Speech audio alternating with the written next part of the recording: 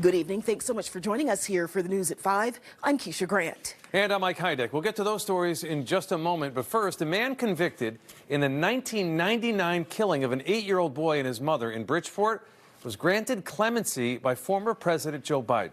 NBC Connecticut's Kevin Geis has been on this story all day, gathering reaction from those involved in this notorious case. Kevin, what's the reaction been?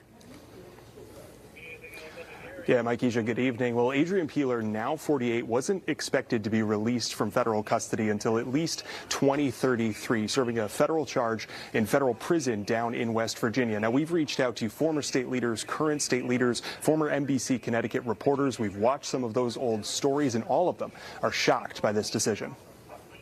We do believe that with the help of God. A double murder that rocked Connecticut in 1999. Karen Clarke and her son, 8-year-old Leroy B.J. Brown, shot and killed in their Bridgeport home. Whoever did this to my grandchild and my daughter, there won't be no lawyers to testify, no one to vindicate them. They will have to vindicate themselves. This was an interview done by NBC Connecticut following the murders. Adrian Peeler was eventually convicted of conspiracy to commit murder and was convicted on federal drug charges. He served 25 years for the state charge. The sentence concluded at the end of 2021.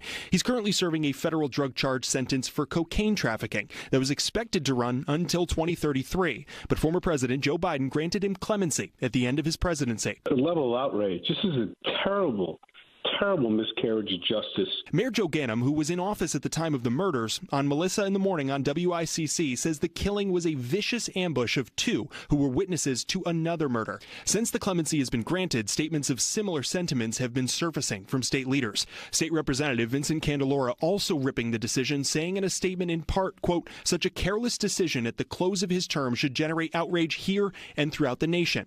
But for Bridgeport, it's personal." This pales and sent shockwaves through the Bridgeport community for those of us that were around. Now, we also reached out to Senator Richard Blumenthal, who was Attorney General at the time. He offered us a statement this morning that reads, quote, "It seems to me that someone dropped the ball here to let this person get released. This was a really vicious murder that changed our laws. It also highlights how we need to take a look at the pardon system to see how it can be improved." We're live in the newsroom. Kevin Geis, NBC Connecticut News. Guys, back to you.